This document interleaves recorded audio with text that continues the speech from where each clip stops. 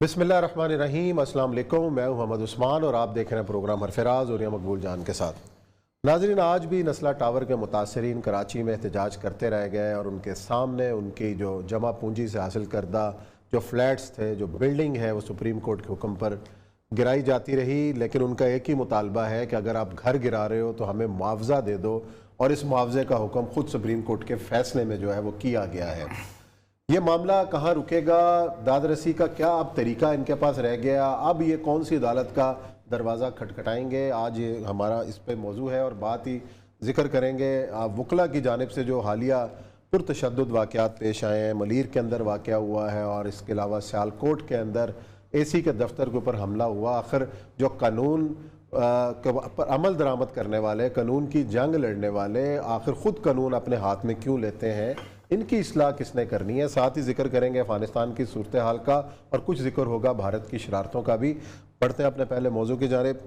और ये साहब सुप्रीम कोर्ट के हुक्म पर नस्ला टावर गिरा रहे हैं, इसके अलावा एक और तजोरी हाइट्स को भी गिराने का हुक्म दिया गया है और साथ ही और बहुत सी गैर कानूनी तमीरात हैं। बड़ी अग्रेसिव अंदाज में चीफ जस्टिस साहब ने हुक्म दिया है गिराने का।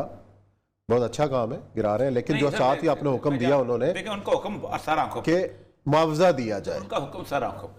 देखिए, ट्रेडिशनल जो हमारा वेस्टर्न लॉ है ना, जिसको हम रोते हैं, उसकी एक तस्वीर है जो पुराने मुजस्मे से ली हुई है कि एक तराजू है, एक देवी के हाथ में, उसकी आंख पे पट्टी बंधी हुई और कहा जाता है लॉ इज ब्लाइंड, लॉ नहीं देखता किसके आंसू हैं किसके नहीं है। ये दूसरा एक बड़ी अजीबोगरीब लफ्ज है, ignorance of law is no excuse, कि लॉ का ना जानना कोई ऐसी एक्सक्यूज नहीं है कि आपको ना किया जाए। जबकि मैक्सिमम इस्लामिक लॉ का बिल्कुल मुख्तलिफ है। ये रूल ऑफ लॉ है, वो रूल ऑफ जस्टिस है। सही। सुप्रीम कोर्ट के पास आर्टिकल 187 के तहत कानून के इख्तियार नहीं, इंसाफ के इख्तियार आए।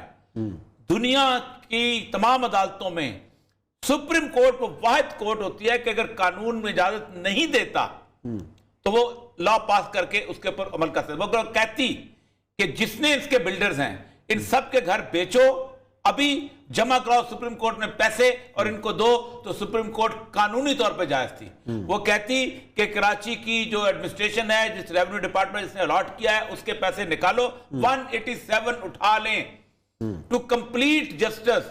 सुप्रीम कोर्ट का जस्टिस का लफ्ज इस्तेमाल किया, इंसाफ का, क्योंकि उसके बाद तो अल्लाह की अदालत है ना, सुप्रीम कोर्ट की नहीं है। तो हमारा इतराज बुनियादी तौर पर यह है कि सुप्रीम कोर्ट ने वो अपने इख्तियारात इस्तेमाल ही नहीं किए। क्योंकि जब आप 184(3) में आप लेते हो ना तो सुओ मोटो, तो उसका मतलब है कि आपके ऊपर कोई अपील ही नहीं है, कोई सुनवाई नहीं है, इंसान पर इंतजार करे रोज। अच्छा जी, मुख्तलिफ सियासी जमातों ने इस पर एहतजाज किया है, मुतासरीन की दादरसी की कोशिश कर रहे हैं, लेकिन इस तमाम एहतजाज में सबसे पेश है हाफिज नईमुर्रहमान जो मीर जमात इस्लामी कराची हैं। आज भी इन्होंने वहाँ पे मुतासरीन के साथ प्रेस कॉन्फ्रेंस की और इस केस को उठाया और दादरसी के लिए कोशिश कर रहे हैं। अस्सलाम वालेकुम हाफिज नईम साहब। वालेकुम अस्सलाम वरहमतुल्लाह। हाफिज साहब, अब तो इमारत गिरना शुरू हो गई, मुतासरीन इमारत के बाहर खड़े होके जो है सिर्फ आंसू ही बहा सकते हैं। बार बार एक ही मुतालबा कर रहे हैं कि भाई सुप्रीम कोर्ट का फैसला है जिसके अंदर ये हुक्म दिया गया कि मुआवजा दिया जाए, लेकिन अगर मुआवजा, अब तरीक़ाकार क्या रह गया, किस तरीके से मुआवजा वसूल करेंगे ये मुतासरीन, कौन सी अब अदालत बाकी रह गई है जिसका दरवाज़ा खटखटाएंगे?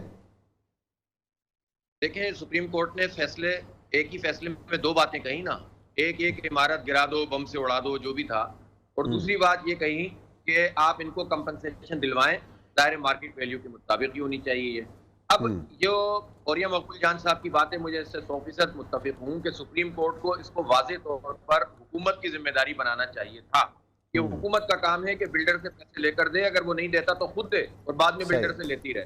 लेकिन हुआ ये कि बिल्डर के ऊपर डाल दिया। अब मुझे बताएं कि आपके तो 1 लाख रुपए कोई ले ले पाकिस्तान में, तो कौन वापस करता है जब तक कि कोई अथॉरिटी ना हो। अब जहां कमिश्नर एक तरफ तोड़ने के लिए आ रहे हैं सुप्रीम कोर्ट के कहने पर, तो पहला सवाल तो ये होना चाहिए ना उससे पहले का कि इनकी कंपनसेशन का क्या हुआ। तो हमारा एतराज सिर्फ ये है कि आप तोड़ दो, गिरा दो, बम से उड़ा दो, बेशक आप कहें, लेकिन उससे पहले इन सब लोगों को मार्केट वैल्यू के मुताबिक पैसे मिलने चाहिए। किसी को यह हासिल नहीं है, इंक्लूडिंग चीफ जस्टिस साहब को, कि किसी को छत से महरूम करें बगैर किसी वजह के।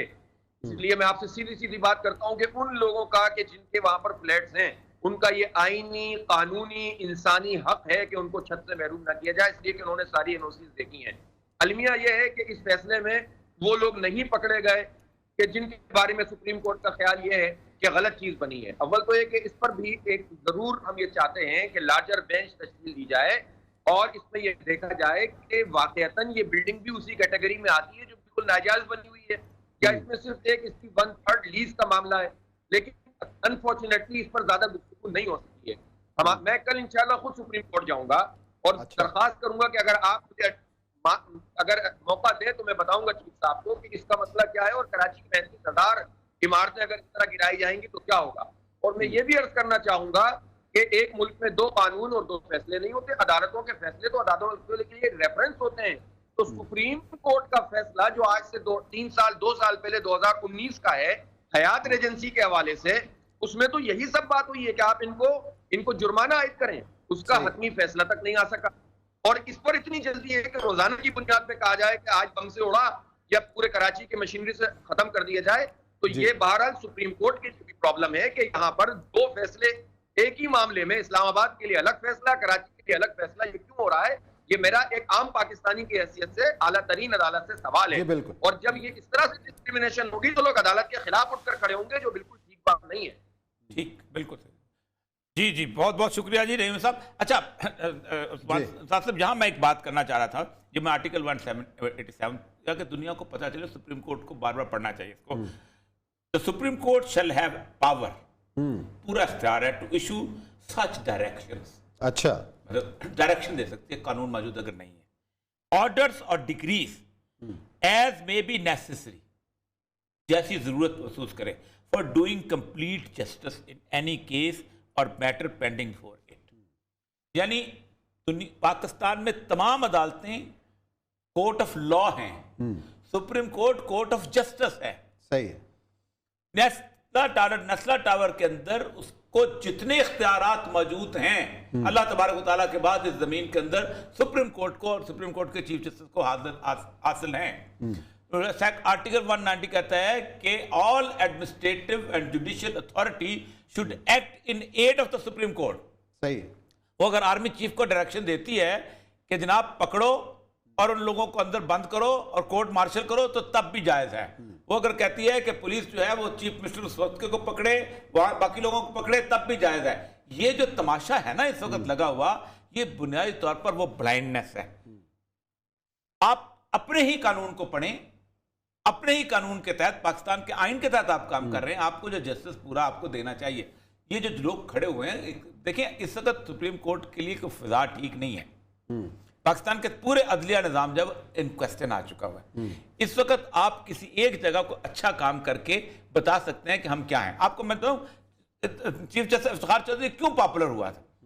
इसी छोटे छोटे चीजों को कि वो इस मोटो ले के कभी किसी को 187 आम आदमी खड़ा हुआ, उसके सामने खड़ा होकर बात कर, आम बेवा खड़ी होकर उसको कहते हैं, हम अदालत हमने देखा उसके अंदर वो पॉपुलर। ये अलग बात है, वो बाप ने चीजें उसकी और तरह की जो भी, लेकिन 1999 से ऑनवर्ड जब वो वहां पर था, बलूचिस्तान से लेके, उसकी पॉपुलैरिटी राइज थी जस्ट बिकॉज ऑफ दिस, क्योंकि उसको पता था कि मेरी इनहेरेंट पावर्स क्या हैं। सही है। इसके तहत वो he can direct even Imran Khan कि प्राइम मिनिस्टर शुड इशू इतने फंड्स। मैं देखा ना, मैं आपको पूरा कानून पढ़ के सुना दिया, शैल इशू डायरेक्शंस, कोई कानून उसके ऊपर रोकता नहीं है। क्यों? कि जस्टिस कंप्लीट होना चाहिए। आप कानून के मुताबिक करते हैं, आप जस्टिस नहीं कर सकते। फॉर एग्जाम्पल आपने मुझे धोखे से एक चीज बना दी है और मैंने साइन भी कर लिया, सब कुछ कर दिया, और मैं धोखा साबित नहीं कर सकता। आपने मेरी कुछ जायदाद ले ली है, अपने नाम कर लिया बड़े अच्छे तरीके से, और आप लेकिन अगर मैं सुप्रीम कोर्ट ये देखती है कि उस्मान ने या औरिया मकबूल जान ने उस्मान के साथ धोखा किया है, तो फिर उस लीगल प्रोसीजर को पीछे छोड़ देगी, लॉ ऑफ द लैंड को पीछे छोड़ देगी। आप जो हाफिज नईमुर रहमान साहब मुतालबा कर रहे हैं कि सुप्रीम कोर्ट का लार्जर बेंच तश्कील दिया जाए इस फैसले के खिलाफ, अब कैसे मुमकिन है? लार्जर बेंच तो फिर लार्जर बेंच क्या करेगा इस फैसले को दोबारा? मेरा ख्याल है किसी लॉयर को, लेकिन लार्जर बेंच क्या करेगा? लार्जर बेंच सुप्रीम मोटो जो इसका मतलब सुप्रीम कोर्ट अपने ऊपर एक चीफ जस्टिस अपने ऊपर एक बेंच बैठा ले, वो तो चीज ही नहीं, वो तो उनको लॉयर से मशवरा दे, लार्जर बेंच नहीं। लेकिन अब तो फैसला हो चुका है, अब ये ना supreme court again supreme court के पास इसके तहत रिव्यू का इख्तियार है, रिव्यू है, अपने ही फैसले को रिव्यू कर। नहीं, एक दफा रिव्यू हो चुका है ना, उसमें बरकरार रखा गया फैसला, सेकंड रिव्यू भी हो सकता है। अच्छा, इस कानून के साथ उसको कोई रोकता, मैं आपको कानून इतना बड़ा पढ़ सकता, ये आइन उसको नहीं रोकता। अब फिर पढ़ देता हूं, supreme court shall have power to issue such directions, किसी किस्म की भी ऑर्डर्स और decrees as may be necessary, जैसा वो समझता है necessary for doing complete justice. यानी किसी शक का साहिबा ना रहे कि इंसाफ नहीं मिला, उसको हर चीज का इख्तियार, वास्ट पावर है। इसके बारे में कहा जाता है कि सुप्रीम कोर्ट ऑलमोस्ट अल्लाह ताला की नायब है। नहीं, जो फैसला उन्होंने दिया है कि जो कंपलसेट किया जाए, अपना बाद में और फैसला उसको इम्प्लीमेंट, उसको किस तरीके से, उस तरीकेकार को भी वाजे कर, तरीकेकार को वाजे कर सकते, जितनी दफा चाहे सुप्रीम कोर्ट अपने कर सकती है। मतलब कि उम्मीद की किरण मौजूद है मुतासरीन के पास, उन्हें अब भी रिलीफ मिल सकता है। इन्हें दोबारा रिव्यू करें। अब हाफिज नईम साहब ने कहा है कि वो जा रहे हैं गुलजार साहब के पास, चीफ साहब के पास कराची में, और पेश होंगे और उनसे रिक्वेस्ट करेंगे कि जनाब ये मुआवजा दे दिया जाए। अल्लाह करे कि जी मसला हल हो। मुतासरीन का पूरी ज़िंदगी की जमा पूंजी उन फ्लैटों पे लगा चुके हैं। नाज़रीन लेते हैं ब्रेक, ब्रेक के बाद आएंगे तो प्रोग्राम का सिलसिला जारी है।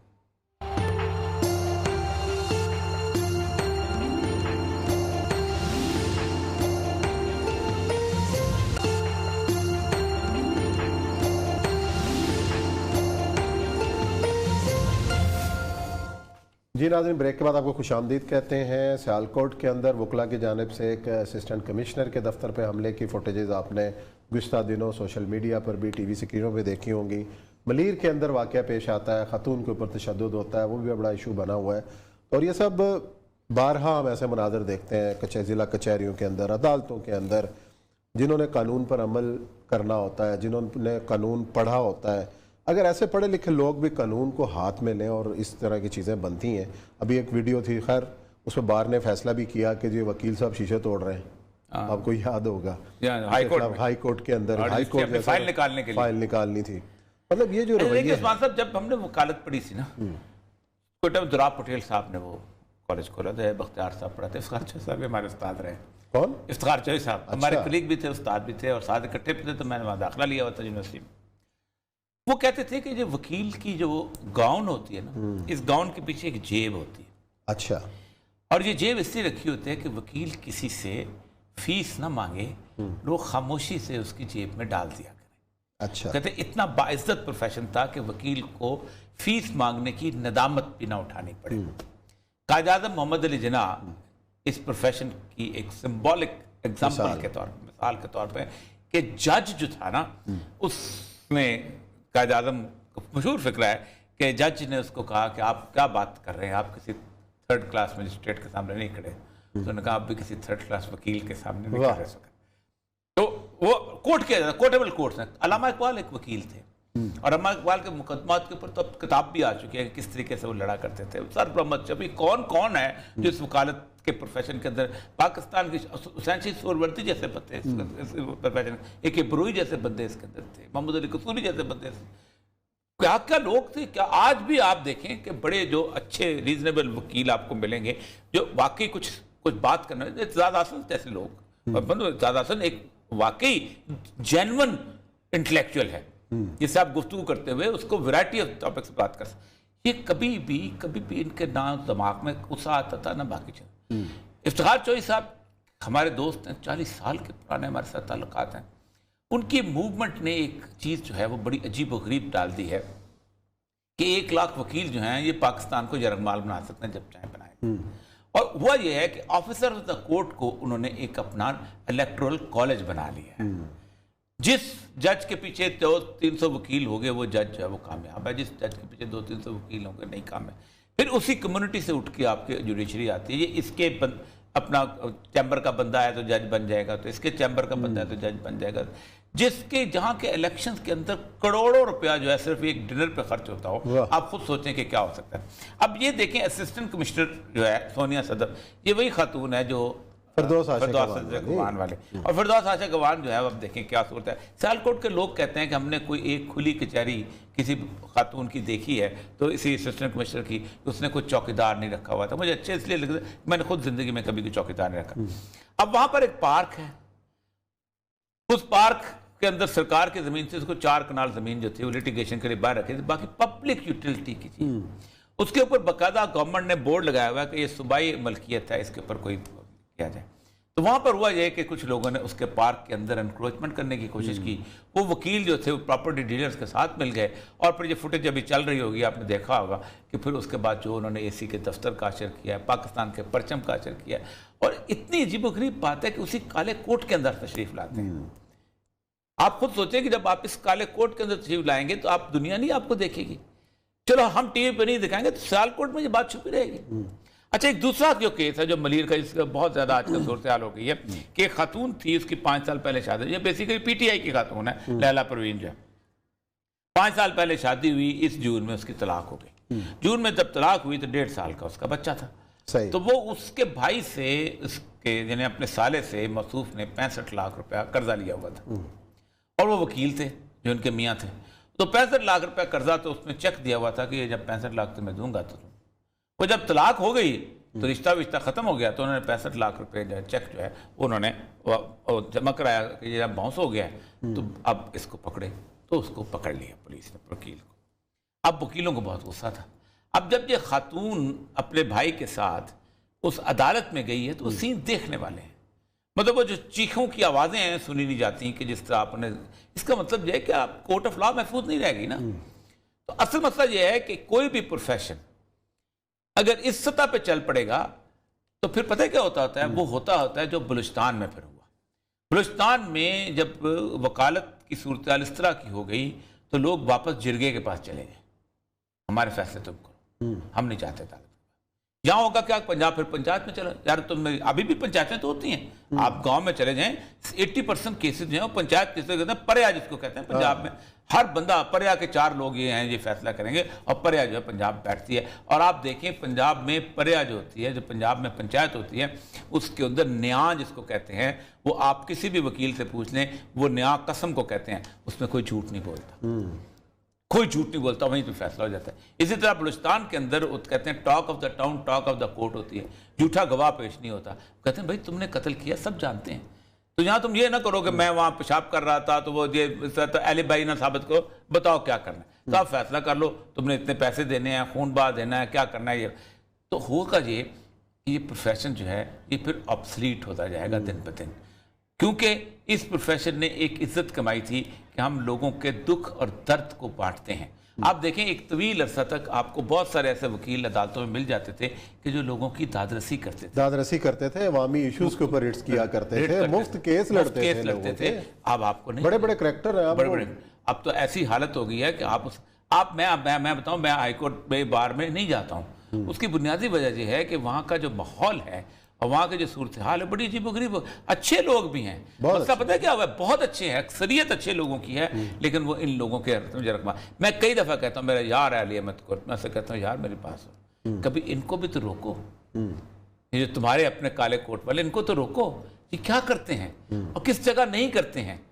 ठीक, यानी आप अंदाज़ा करें कि हमारे वो एक रेसानी साहब होते थे, वो प्रिंसिपल बाद में हो गए थे, वो कहते थे हम तो वकीलों को ये सिखाया गया है कि हमारे खिलाफ अगर फैसला हो जाए तो हम अदालत के सामने योर लौट करके सर झुका के बाहर निकल जाते हैं, हम एहतजाज नहीं करते, क्योंकि अगर हम एहतजाज करना शुरू हो जाएंगे तो फिर पूरी कौम जो है वो इंसाफ से मायूस हो जाएगी। लेकिन मसला ये है कि इस बात, और ये 2 एग्जाम्पल्स नहीं हैं, ये 2 ये हैं, आप अखबार उठा लें, आपको हर रोज कहीं ना कहीं एक सूरत हाल नजर आ जाएगी। ये कार्डियोलॉजी इंस्टीट्यूट की बात है। अब देखिए कार्डियोलॉजी इंस्टीट्यूट में क्या हुआ, अदालती फैसला नहीं हुआ, पर्या बैठी, पंचायत हुई, 4 डॉक्टरों को बिठा लो, 4 वकीलों को बिठा लो, 3 सियासतदानों को बिठा लो, 2 जजों को बिठा लो, बैठो जी फैसला करो जी, तेरे कत्ल भी माफ, मेरे कत्ल भी माफ। अच्छा, और ये सब ये तो चलो मामला चल ही रहा है, लेकिन आज का जो सारा हॉट इशू है, जो कल रात से मसला बना हुआ है, वो है लोगों को पेट्रोल नहीं मिल रहा। हाँ, मारे फिर रहे हैं इस्लामाबाद में, कराची के अंदर भी, बाकी जहाँ से इतलात आ रही हैं।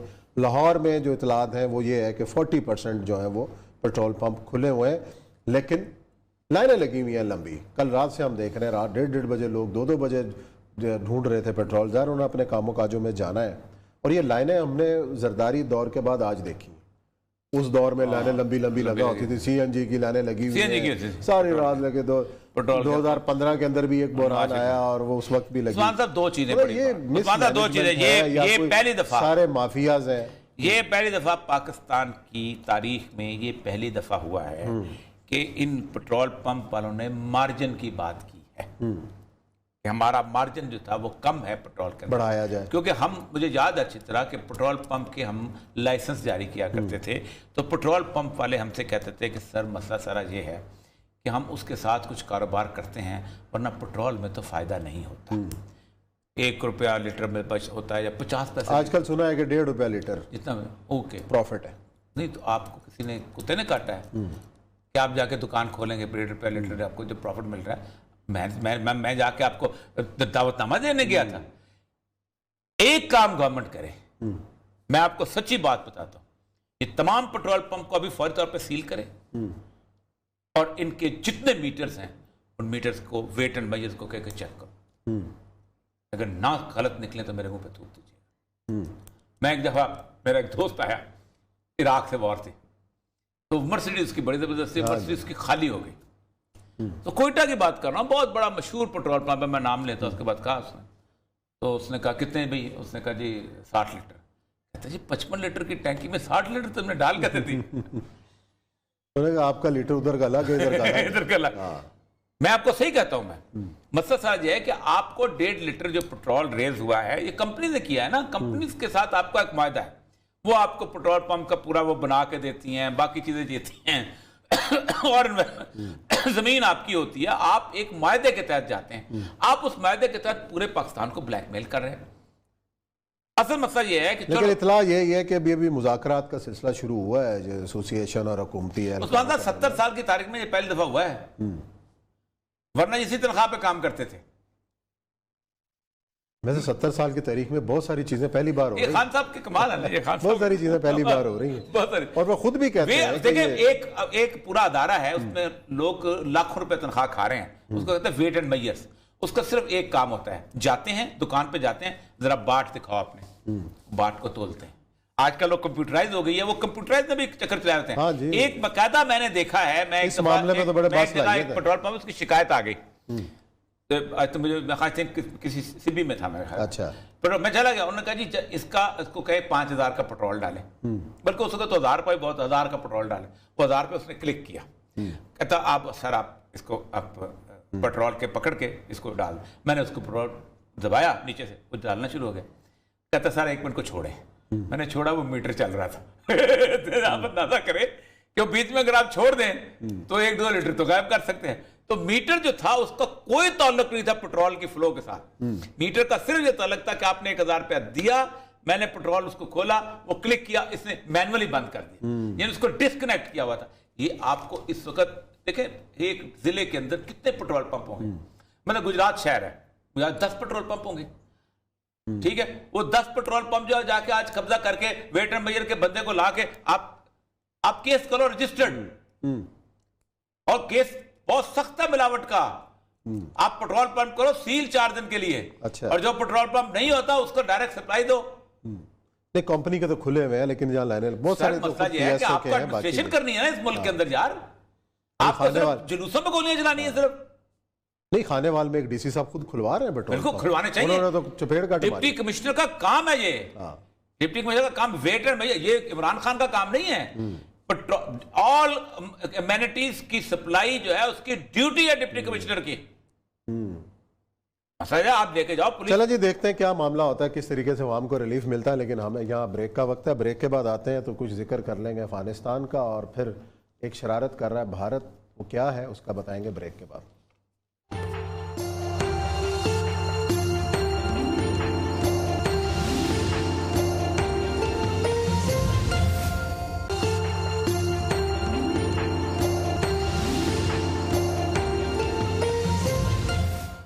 जी नाज़रीन, हरफ़े राज में आपको खुशामदीद कहते हैं। अफ़गानिस्तान की सूरत हाल का थोड़ा तज़किरा कर लेते हैं। एक तो भारत को रास्ता दिया गया है, भारत चावल जो है वो अफ़गानिस्तान भेज रहा है, और साथ ही जो गैर मुल्की सफ़ीर हैं उनकी मुलाकातों का सिलसिला भी जारी है। इमदाद पर बात हो रही है, इंसानी हकूक़ के हवाले से भी बड़ा चर्चा है। यूरोप के तमाम सफ़ीर, आज जापान के सफ़ीर भी मिले हैं अफ़गान क़यादत से। मुल्ला अब्दुल गनी बरादर साहब से मुलाकात की उनकी तफसीलात सामने आई हैं। और इस सबसे पहला सवाल तो ये है कि ठीक है, कितने टन चावल जो है वो भारत चावल और गंदम दोनों। अच्छा देखिए, मैं उस्मान साहब मेरी बात सुने, तो क्या इन होना चाह रहा है किसी न किसी तरीके से दोबारा? देखिए, पाकिस्तान को एक तवील अरसे से इस और बॉर्डर के ऊपर एतराज़ात थे अच्छा, हामिद करज़ई के ज़माने में भी थे, उससे पहले भी थे कि ये बॉर्डर हम नहीं खोलना चाहते वहाँ तक, कि हमें नहीं पता वहाँ से क्या जा रहा है क्या नहीं। अब चूँकि वे तो हमें तय है कि अफ़गानिस्तान में कम से कम बम तो नहीं जाएंगे, वहाँ पर कोई तालिबान तुझे नहीं लेंगे। लेकिन अफ़गानिस्तान में भारत जो थी वो गंदम खरीद के भेजता था। अच्छा, क्योंकि भारत खुद कम से कम 25% गंदम जो है, बल्कि 40% गंदम अपनी ज़रूरियात के लिए बाहर से मंगवाता है। सही है। भारत गंदम में खुद कफील मुल्क नहीं है। ठीक हुआ ये था कि हमें काटने के लिए भारत ने चाबहार से 2013 में पहली खेप भेजी थी, और उसके लिए उन्होंने कम से कम 2 अरब रुपया लगा के वो पूरी की पूरी रोड बनाई थी जो जरंज वाली और लश्करगाह वाली और चाबहार तक आती थी। और उस रोड के ऊपर सबसे पहले आप खुद सोचें कि उसको बाकायदा भारतीय सफीर ने तकरीर करते हुए ये कहा था कि हमने सदियों पुराने रास्ते बंद कर दिए हैं, जो बोलान के रास्ते होते थे और जो खैबर के पास के रास्ते से होते थे, जहाँ से कभी शहाबुद्दीन गौरी आया करता था और जहाँ से कभी बाबर और अपना इसकी हुमायूं की फौजें आया करती थी। हमने बंद कर दिए, अब हमने नया रास्ता खोल दिया। तालिबान आए तो जब उन्होंने आपको कहा कि हमने बंद कर दिया तो आपको रास्ता नहीं खोलना। उन्होंने भी बुनियादी तौर पर गंदम खरीद के अफगानिस्तान को बेचती थी, पाकिस्तान खरीद के बेच सकता था और बहुत आसान था। मैंने इसके बाकायदा कॉलम लिखा था कि आप अगर ये खरीद के देते तो आपके तल्लुकात कई गुना ज्यादा उनके साथ हो जाते, क्योंकि भारत जो है उनको मुफ्त नहीं दे रहा, उनको पता है जरूरी है। तो यहाँ से जा रही बहुत बड़ी खेप जा रही है ना, अच्छा वो ऐसे जा रही हैं कि वो बेसिकली ट्रांजिट ट्रेड हो रहा है। ट्रांजिट ट्रेड में होता यह है कि हमारे पाकिस्तानी भी जो हैं वो इसमें इन्वॉल्व हैं और वो पैसा लेते हैं और पैसा लेके अफगानिस्तान के नाम पे बुक करते हैं, वो यहाँ से खरीद के चले जाते हैं। आपका जिस वक्त 1 अरब रुपए का महाना जो बिल बढ़ा गया है इंपोर्ट का, वो इसी वजह से बढ़ा है क्योंकि ट्रांजिट ट्रेड शुरू हुई। अगर आपके तल्लुकात ठीक होते अफगानिस्तान के साथ, इंसानों की तरह आपने उनको एक्सेप्ट कर लिया होता, तो अफगान ताजर अपना डॉलर बेचता। अब हो क्या रहा है कि पेशावर में बैठा हुआ या कराची में बैठा हुआ अब हमारे डॉलर से चीजें खरीदता है और वहां जाके बेचता है और वहां से उनसे पैसे ले लेता है। अब वो सारा बर्डन आपको भी, इससे ज्यादा बेवकूफ तो गवर्नमेंट हो नहीं सकती ना कि आप जनाब सारे अपना ट्रेड बिल, अपना डॉलर आपने इसी चक्कर में महंगा करवा दिया। ये छोटी छोटी बातें जो शौकत तरीन की समझ में नहीं आती। मुझे किसी ने कहा कि मैंने तुम्हारा कॉलम शौकत तरीन को भेजा, उसने पढ़ तो लिया, नीला तो हो गया थे टिक, अब पता नहीं क्या किया। मैंने कहा नीला हो गया, अब उसका आसमान नहीं लेना हो जाए। तो ये है हमारी बेसिकली खारिजा पॉलिसी। शौकत तरीन साहब थे जो महीना पहले कह रहे थे कि इमरान खान IMF के सामने डट गया है और अब आवाम को पेट्रोल महंगा नहीं मिलेगा, लेकिन शौकत तरीन साहब भी जो है न्यूटन ले गए। एक बात बताओ, खुदा की कसम उठा के कहता हूँ, पाकिस्तान के अंदर एक बाखैरत और जुर्रतमंद आदमी चाहिए। आज मैंने लिखा है, कल सुबह कॉलम में आएगा, 2006 में इंतखाबात हुए थे इक्वाडोर में, राफेल कोरिया आया था और राफेल कोरिया ने कहा था इस मुल्क का कोई और हल नहीं है सिवाय इसके कि हम इसको उस कर्जे को देने से इनकार कर दें। आप सोचे 14 रुकनी उसने टीम बनाई थी डेट ऑडिट की, उसमें एरिक टुसान था, उसमें 2-3 और लोग थे, ब्रसेल्स हमारे खान साहब ने भी बनाया था कमीशन, उन्होंने इधर से बनाए थे ना, पाकिस्तान के ब्यूरोक्रेट 2 नंबर। ठीक, तो मैं तो 2 नंबर मैं अक्सरियत ऐसी है, मैं जानता हूं उनको। मैं मेरे समेत 2 नंबर, मुझे 2 नंबर लगा। ठीक, तो उन्होंने बनाया। अच्छा, उन्होंने 14 महीने 7.5 लाख फाइलें ठीक की, 70,000 कॉन्ट्रैक्ट किए और कहा कि 81% डेट जाली है, इलेजिटिमेट है, हम नहीं मानते। उठा वो, उसने जाके वर्ल्ड बैंक का दफ्तर बंद किया। अच्छा, IMF का दफ्तर बंद किया। उन्होंने कहा तुम्हें कोई हक हासिल नहीं कि हमारी मॉनिटरिंग करो, तुम कौन होते मॉनिटरिंग करने वाले। उसके बाद उन्होंने कहा तमाम वो जितने पैसे हैं 80% जितने पैसे थे डेट के वो बॉन्ड्स की शक्ल में थे, उसने सारे बॉन्ड विड्रॉ कर दिए जो अमेरिका में बैठे हुए थे। आप सोच सकते हैं कि कंपनियां दौड़ती हुई पहुंची, 12 दिन नेगोशिएशन चली हैं, आखिर एग्री हुआ कि 80% नहीं 70% नाजायज कर दें। अच्छा, ये इमरान खान साहब नहीं कर सकते थे। इनका क्या तलक, इनको खौफजदा किया हुआ है। पाकिस्तान के 40 जो बड़े बड़े इकोनॉमिस्ट है ना, इनको पाकिस्तान बदर कर देना चाहिए। ये जो हर बंदे को डराते हैं IMF से, वर्ल्ड बैंक से, दूसरे से, इसने तबाह किया हुआ है पाकिस्तान का सारा सत्यानाश। यार उनका भी बिजनेस चल रहा है ना, IMF का, वर्ल्ड बैंक का भी। लेकिन बहरहाल जी एक और अहम इशू है जो आपको खालिस्तान के मामले पे जो रेफरेंडम चल रहा है लंदन के अंदर, और भारत की जो चालाकी हैं वो इस तरह पकड़ी गई हैं कि वहाँ पे फेक अकाउंट बनाए गए हैं, सिख नहीं है लेकिन बहुत बड़ी तादाद में ऐसे जिन्होंने खिलाफ वोट दिया है, और ये सारी चीज़ें सामने आ चुकी हैं।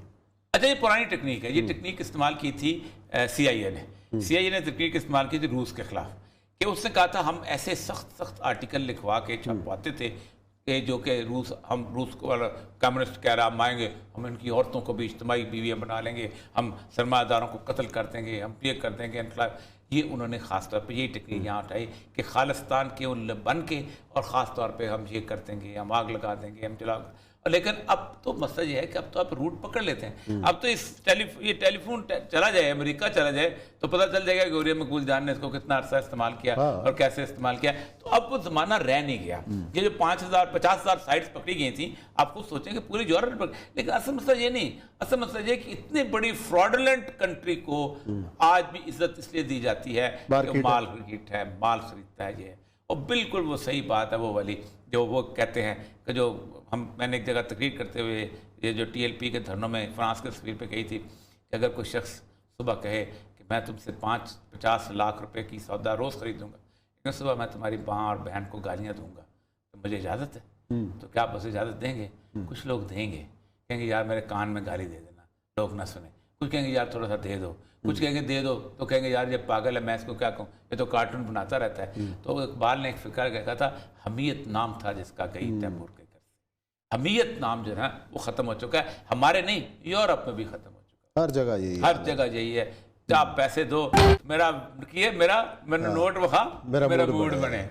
ये जो हर बंदे को डराते हैं IMF से, वर्ल्ड बैंक से, दूसरे से, इसने तबाह किया हुआ है पाकिस्तान का सारा सत्यानाश। यार उनका भी बिजनेस चल रहा है ना, IMF का, वर्ल्ड बैंक का भी। लेकिन बहरहाल ये एक और अहम इशू है जो आपको खालिस्तान के मामले पे जो रेफरेंडम चल रहा है लंदन के अंदर, और भारत की जो चालाकी हैं वो इस तरह पकड़ी गई हैं कि वहाँ पे फेक अकाउंट बनाए गए हैं, सिख नहीं है लेकिन बहुत बड़ी तादाद में ऐसे जिन्होंने उसके खिलाफ वोट दिया है, और ये सारी चीज़ें सामने आ चुकी हैं।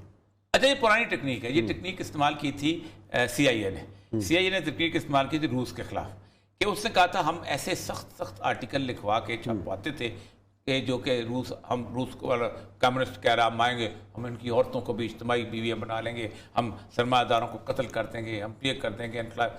ये उन्होंने ख़ास तौर पे यही टेक्निक यहाँ उठाई कि खालिस्तान के उन बन के और ख़ास तौर पे हम ये कर देंगे, हम आग लगा देंगे, हम जला। लेकिन अब तो मसला ये है कि अब तो आप रूट पकड़ लेते हैं। अब तो ये टेलीफोन चला जाए, अमेरिका चला जाए, तो पता चल जाएगा कि हुर्रियत मकबूल जान ने इसको कितना अर्सा इस्तेमाल किया और कैसे इस्तेमाल किया। तो अब वो ज़माना रह नहीं गया।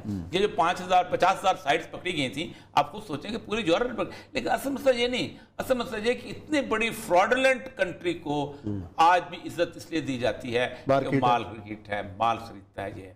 और बिल्कुल वो सही बात है वो वाली जो वो कहते हैं कि जो मैंने एक जगह तकरीर करते हुए ये जो TLP के धरनों में फ्रांस के तस्वीर पे कही थी कि अगर कोई शख्स सुबह कहे कि मैं तुमसे 50 लाख रुपए की सौदा रोज़ खरीदूंगा, लेकिन सुबह मैं तुम्हारी माँ और बहन को गालियाँ दूंगा, तो मुझे इजाज़त है?